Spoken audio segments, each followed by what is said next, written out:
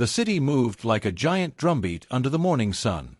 Taxis honked as if arguing with the wind, vendors called out prices in loud rhythms, and the scents of roasted maize, dust, and fresh bread floated together. Children weaved through crowds, their laughter mixing with the clatter of footsteps. Even in its chaos, the city carried a warmth that wrapped itself around strangers. People often said the city never slept, it simply changed its rhythm with each sunrise, humming with stories waiting to be told. Sitting in the heart of this restless place was Kasandi Metropolitan Academy, a school spoken of with both pride and trembling voices. From the outside, its tall gates stood firm like the ancient walls of a kingdom. Parents admired it, believing it shaped leaders and sharpened young minds. But behind the walls, a shadow stretched long.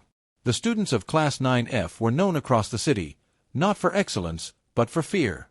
Many whispered that even brave teachers avoided that class, for it swallowed hope the way the night swallows fireflies. In the markets and neighborhood corners, people shared stories in low voices. For teachers had entered that classroom with bright faces and left with broken spirits.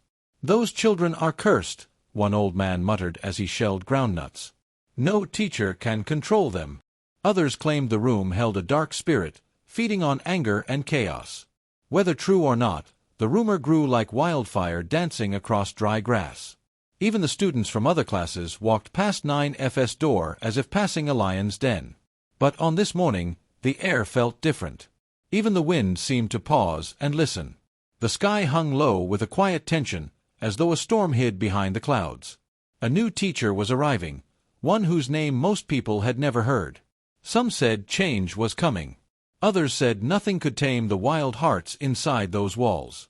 But the city, with all its noise and color, seemed to wait. Mr. Cato stepped out of a small bus at the school gate. His eyes were calm, steady like a lake that hid deep storms beneath the surface. He carried a worn leather bag and walked with the quiet confidence of someone who had seen darkness before and learned to walk through it. Rumors said he had worked in tough community programs, helping troubled youth in the deepest parts of the city. He wasn't a man who frightened easily. Inside the school compound, the loudest student of 9F, Tund, leaned against a wall with his friends. His voice thundered across the courtyard. "New teacher, new victim," he laughed. He carried himself like a lion cub that believed he ruled the savannah, full of fire, but with no one to guide the flame. The students respected his boldness, though it often led them into trouble. Beside him stood Ao, whose laughter came too easily, like a mask he wore to hide bruises no one could see. He was the trickster, always joking, always stirring trouble to avoid his own pain. Some said Ao reminded them of the old Folktales, the boy who played tricks on spirits to escape his fears. Sifa typed quickly on her phone, recording, editing, and posting like a modern griot. Her phone was her drum, carrying stories, some true, some twisted, to the entire school within minutes. Teachers feared her because one wrong step could become a viral joke by lunchtime. Behind them hovered Musa, the silent giant. Tall, strong, but always looking at the ground, as if searching for something he had lost long ago. He followed the group's energy the way shadows follow the sun, without choice, without voice. Inside her office, Principal Amara rubbed her forehead. Her face showed the weight of battles fought alone. Kasandi Academy was her heart, but it was a heart beating under heavy pressure. "Let him succeed," she whispered about the new teacher. "Just once. Let someone reach those children." Beside her, Mrs. Langa, the oldest teacher in the school, folded her arms. Her voice was soft but carried the wisdom of many seasons. "Storms don't warn before they come," she said. "But sometimes, storms bring the rain that saves the land." No one knew it yet, but the story of 9F was about to change. And like all great African tales, the winds had already begun to shift. The moment Mr. Cato stepped into Class 9F, the room shifted like a restless forest waking at dawn. Desks scraped loudly on the floor, chairs swung back and forth, and laughter bounced off the walls like wild drums. The students ruled the space as if it belonged to them alone. They were young, fierce, and full of unchecked fire, children who treated every new teacher like a lost traveler wandering into a lion's territory. Tund stood on top of a desk, spreading his arms wide. "Welcome to our kingdom," he shouted, and the class roared with laughter. Ao tossed paper balls across the room like he was testing the wind. Sifa recorded everything from her seat near the window, whispering, Let's see how long this one survives. Even Moose's heavy footsteps shook the chairs as he wandered around, pretending not to care while following the other's lead. Pranks rolled through the room like a wave. Chalk dust exploded behind the teacher's desk. Someone tied strings between chairs, and another student released a fake spider that skittered across the floor. Their chaos was loud enough to shake the school walls. Each act was calculated, almost artistic, mockery sharpened into a weapon. They laughed not just to entertain themselves, but to test the strength of the man now standing in front of them. But Mr. Cato did not shout. He did not flinch. He didn't even lift a hand to silence them. He simply stood still, watching the storm unfold. His silence unsettled them in a way no punishment ever had. It was the silence of an elder who had seen too many battles to waste breath on noise. Tund paused for a moment, frowning. "Why is he not shouting?" he murmured, suddenly unsure. Mr. Cato slowly set his bag on the table, opened a small leather notebook, and began writing. His eyes moved from face to face, calm, steady, almost too knowing. It was the way a hunter studies the ground for tracks, or how a chief listens for hidden truths in a crowd. The class fell into a strange mix of confusion and irritation. Ao whispered, "He's writing our names. This one thinks he's clever." But Mr. Cato wasn't writing their names. He was studying their hearts. He watched who followed who laughed the loudest, who looked away, and who tried too hard to seem brave. Every note he made was quiet but sharp, like carving marks into stone. He wasn't here to tame behavior. He was here to understand it.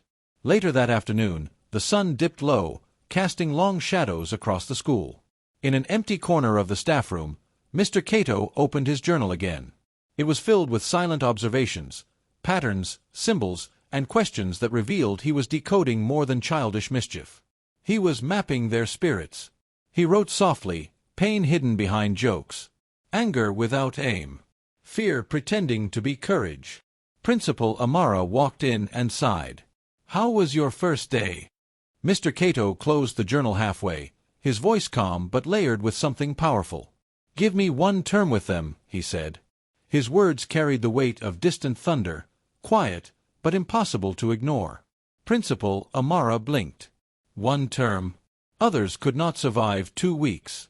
He simply nodded. One term. Outside, the wind shifted, brushing through the schoolyard like a whispered warning. The students laughed somewhere in the distance, unaware that the quiet man they mocked had already begun reading them like an ancient story carved into wood. A stillness settled over Kasandi Academy, a stillness that comes before storms. The children of 9F believed they understood every adult who walked into their world. But this time, they had met someone who carried a storm of his own, hidden beneath calm eyes and an unshaken voice. They did not yet know it, but their world was about to change. The sun rose over Kasandi Metropolitan Academy, casting long shadows that crawled across the schoolyard like silent warnings. Inside Class 9F, the students whispered with the excitement of hunters preparing an ambush. Their eyes gleamed with mischief, each one waiting for the moment their new target, Mr. Cato, would fall into their trap. That morning, they smeared thick glue across his chair, giggling as they worked. Tund whispered, "Today, he will jump like a scared goat." Ao added, "Maybe he will even shout like the last teacher." That one almost cried.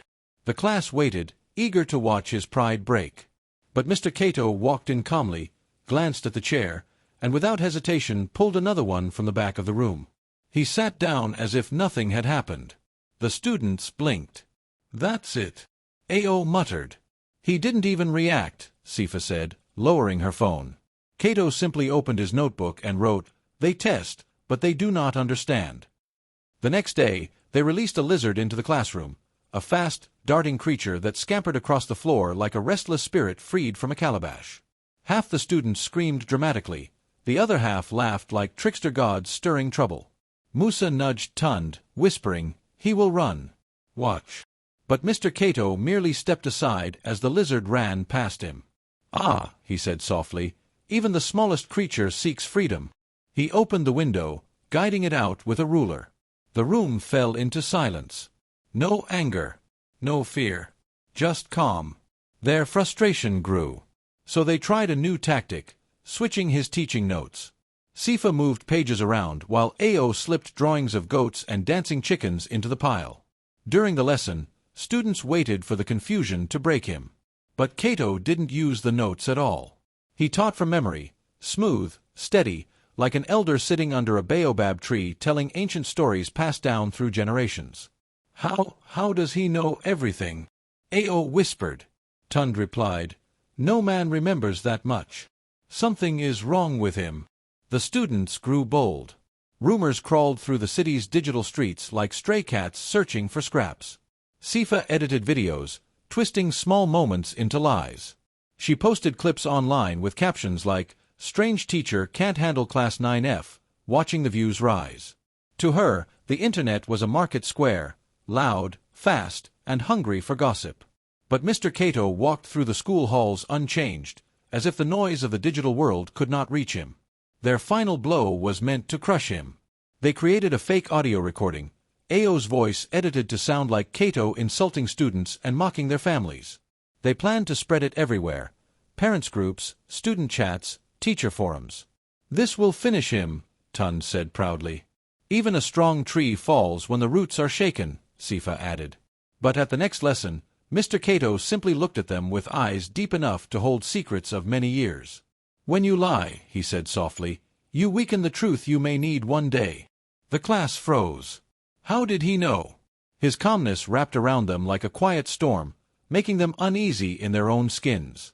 Instead of breaking him, each prank cracked something in them. They began to fear the silence that followed their chaos, silence that felt like a mirror showing their true faces. Then something shifted. Mr. Cato began responding not with anger, but with strategy. When they hid the chalk, he taught on the board with his finger dipped in water.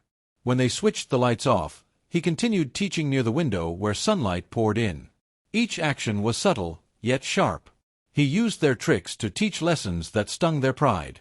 One morning, they hid all his notes again. But he spoke freely, telling stories of ancient leaders, young warriors, and spirits that watched over the land. His memory was flawless, flowing like a river refusing to be dammed. Students exchanged confused glances. Ao whispered, "Does he have a second brain?" Sifa murmured, "Maybe he practiced this all night." But Cato had practiced far longer than they knew. Soon, he began predicting their chaos. Before they even whispered a plan, he adjusted the classroom as if he had heard their thoughts. When Tund tried to trip him with a string tied across the aisle, Cato stepped over it without looking down. When Musa tried to hide the textbooks, Cato brought extras he had already prepared. The room grew colder, not from fear, but from uncertainty. "Why does he know everything we do?" Musa asked one afternoon. "Maybe he is reading our minds," Sifa joked weakly. Cato said nothing, but his silence was heavy. It was the silence of a man who had walked through storms they could not imagine. Soon, that silence began showing them who they truly were. Children playing at being warriors, unaware of the battles real men had survived. The first seeds of fear settled deep within them. They whispered among themselves, "Maybe this teacher is dangerous."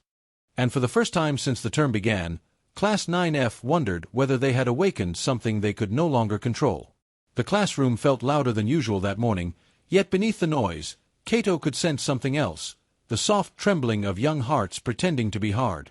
Tund's voice rose first, sharp and wild, but to Cato, it carried the echo of a boy trying to drown his own silence. When Tund mocked another student, Cato didn't see mischief. He saw a child shielding himself from the emptiness of a home where no one asked how his day went. Behind his loud voice lived a crack so deep that even he refused to look down into it. Ao laughed as always, the type of laugh that came too quickly and lasted too long.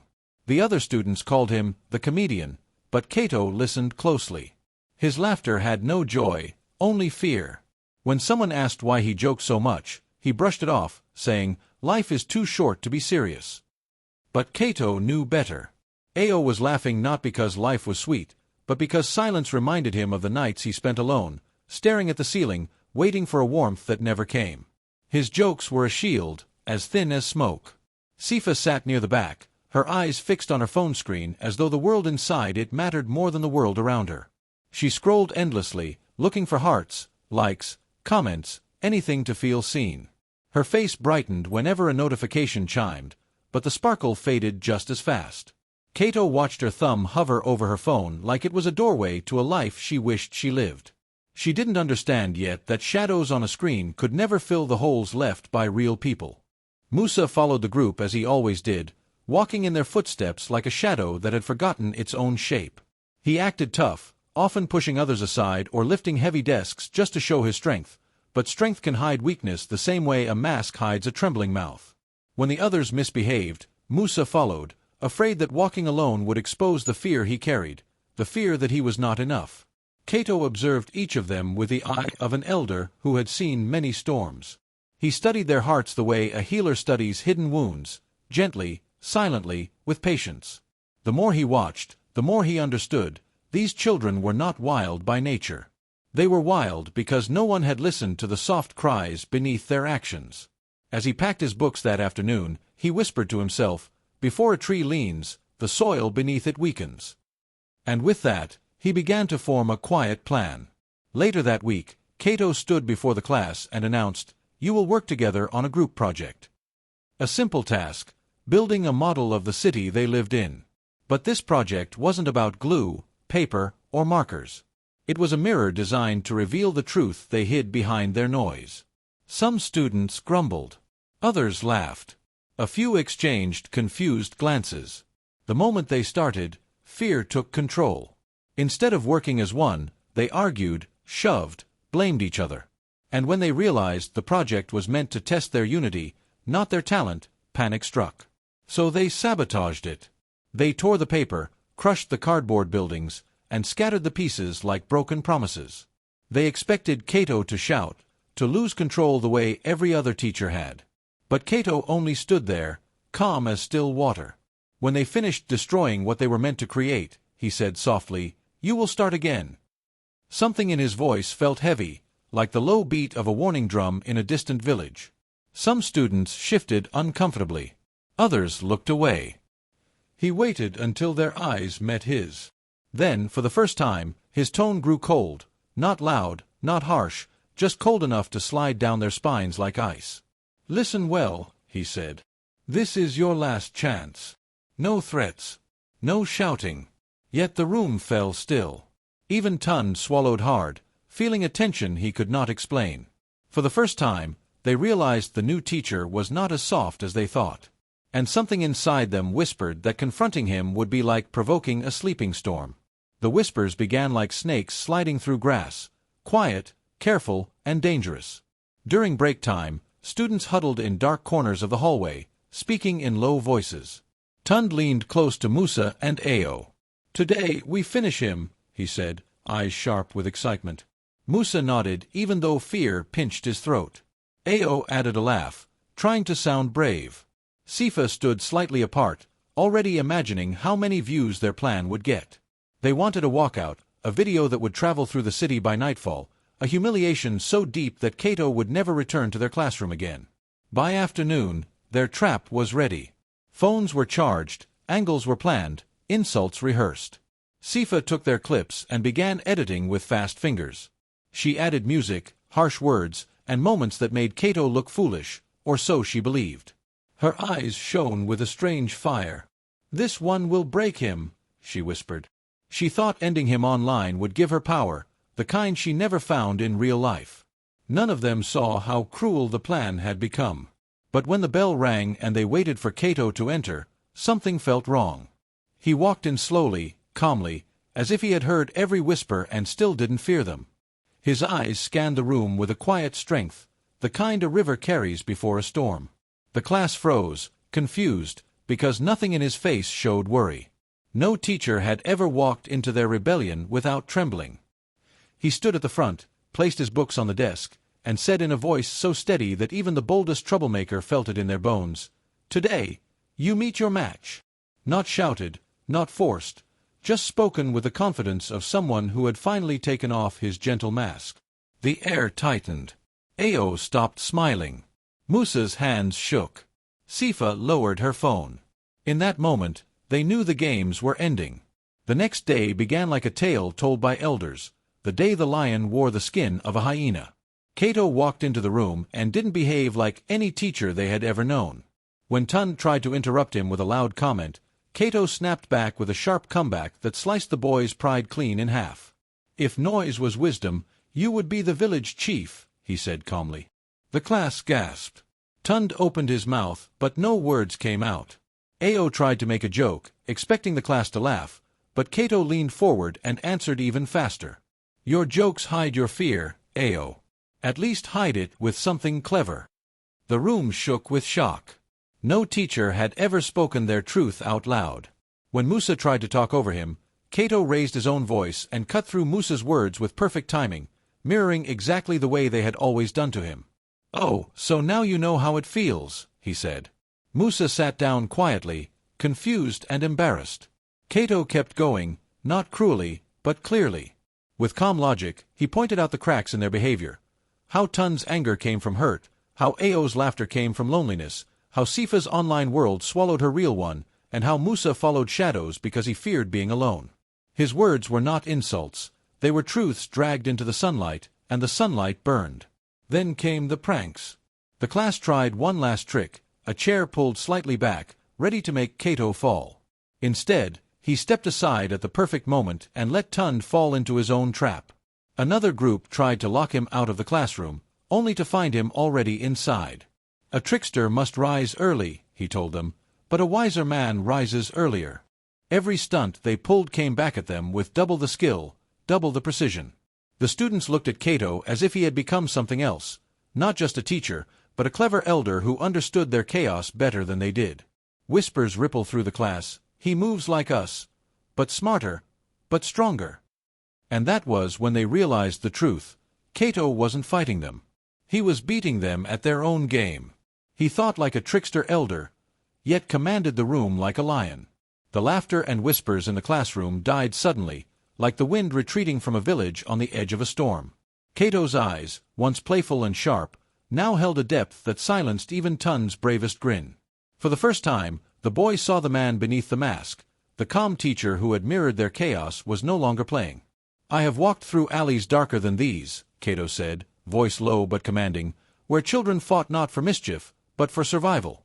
I have learned every trick, every lie, every distraction you think hides your fear." His words rippled through the room, echoing against the walls and into the hearts of those who had thought themselves untouchable. The students shifted uneasily, as if the air itself had grown heavier. Cato's presence carried the weight of experience, the kind earned in streets where even the boldest youth trembled before truth. He leaned slightly forward, his gaze sweeping over them. "I know every cry for help hidden behind your noise. Every prank, every joke, every shout is a story. And I hear it all." Tund's chest rose and fell rapidly. The challenge in his eyes wavered under the sudden clarity. The intensity in Cato's words struck like the beat of an elder's warning drum, reverberating through their souls. Each student felt the walls they had built crumble just a little, the bravado they relied upon failing against someone who truly understood the hunger beneath their rebellion. Tund stood, rigid, a wounded lion exposed before a mirror of truth. You think you understand me?" he demanded, voice trembling but forceful. Cato did not flinch. "Not just you," he replied evenly. "I understand the anger, the loneliness, the fear that drives it. And I will not punish you. I will show you what it is to face yourself." A silence fell, heavy and sacred. Then, a single tear traced down Tund's cheek, not from fear, but from being truly seen. One by one, the others dropped their masks, their sneers fading. Ao, Sifa, Musa, all recognized that no manipulation could stand against the clarity of someone who knew their hearts. Their walls crumbled like clay left out in the sun, leaving them exposed, vulnerable, and, for the first time, willing to listen. The classroom, once a battlefield of noise and mockery, became a place of reckoning. In the quiet that followed, Cato's words hung like the soft chant of a village elder. The truth will always find those who are willing to face it. The classroom, once a jungle of noise and mischief, began to hum with a new rhythm. Mr. Cato stood at the front, his voice firm but steady. "From today, we follow rules carved like stone beneath the baobab. Respect each other. Speak with truth. Complete your work. No one thrives in chaos." His words were more than rules. They carried the weight of ancestors, the wisdom of villages where elders guided young spirits through stories, songs, and lessons learned from the earth itself. Slowly, the students realized that these were not restrictions but pathways to honor, discipline, and pride. Tund, Ao, Sifa, and Musa watched, the tension between fear and admiration flickering across their faces. Cato moved among them, correcting mistakes without anger, guiding without punishment. A mentor with the heart of a lion, the hands of a father, the students whispered among themselves, a phrase that spread like fire through the hut-like classroom. He was firm when he needed to be, but his kindness was a river, steady and life-giving, showing them that strength and compassion could coexist. The first signs of change were subtle. Tund raised his hand before speaking. Ao laughed less at others and more at his own jokes, without cruelty. Sifa shared her stories without humiliation, and Musa stopped lurking at the edges, stepping into the group with quiet confidence. Whispers of change traveled across the room, light as the evening breeze, yet heavy with promise. Days passed, and the chaotic energy softened. The student spirits, once restless like wild goats, began to sit still, listen, and think before acting. Conflicts were resolved with words instead of pranks. Mistakes became lessons, and discipline became a shared rhythm rather than an imposed weight. Respect blossomed naturally, like warriors earning scars on the battlefield, not demanded, but earned through courage, humility, and endurance. At home, parents noticed. Tun's father remarked at dinner, "He listens now, he speaks with care." Ao's mother smiled at quiet laughter, free of mocking tone. Sifa's older brother nodded at the focus she showed, finally seeing her brilliance beyond a screen. Musa's mother held back tears, amazed at the confidence he no longer borrowed from others. News of Kasaundi Metropolitan Academy spread across the city, carried by chatter in market stalls, street corners, and crowded buses. Once a school whispered about in fear, it became a talking drum of pride. And in hushed voices, children and elders alike spoke of the man who tamed lions with patience and wisdom. The legend of Mr. Cato grew, a teacher whose strength did not roar but quietly commanded respect, whose heart held the discipline of elders and the courage of a lion. The city, alive with its usual bustle, now carried a different rhythm, one shaped by lessons learned in a small classroom where stubborn students met a teacher who could see, understand, and transform even the wildest hearts. The classroom was quiet, the kind of silence that carries the weight of stories told around fires long ago, where every eye watched and every heart listened. From the back of the room, a small, wrapped bundle made its way toward Mr. Cato. Sifa, hands trembling, placed it gently on his desk. "It's for you," she murmured. He untied the string, revealing a single piece of chalk, wrapped in yesterday's newspaper, worn but whole. The students watched in anticipation, holding their breaths as if this simple gift could speak louder than any words. Mr. Cato lifted the chalk carefully, letting the gesture linger in the room. "This," he said softly, "is not just chalk. It is honor. It is transformation. Each mark you make upon this board, each lesson you leave behind, begins with your own hand, your own heart." He held their gaze, letting them feel the meaning settle. The gift, humble and fragile, symbolized the renewal of minds and the shaping of character, a reminder that from small things, great change is born. He walked to the center of the room, his voice now steady as an elder recounting the truths of the village. "The strongest warriors are not the loudest, nor the ones who strike first. The strongest are those who conquer themselves, who face their own fears and choices.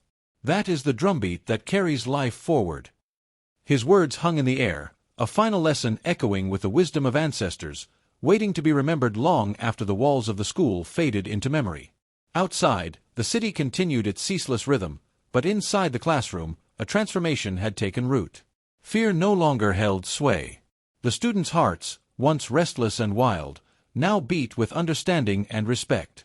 They had learned that chaos is not tamed by anger but by patience and guidance. Mr. Cato's final words carried the morals that would linger far beyond this term. Fear breaks bones, but understanding mends them. Wounded hearts wear masks of chaos, see the pain, and the mask falls. Respect grows where strength and wisdom walk together. And remember, even the fiercest lions bow to the one who knows their pain. The students sat in silent awe, not because they feared him, but because they recognized the truth in his words. In that moment, they knew the journey of growth, patience, and courage had begun, and it was a path they would carry into the world, like a story told around the evening fire, alive in every heartbeat and whispered lesson.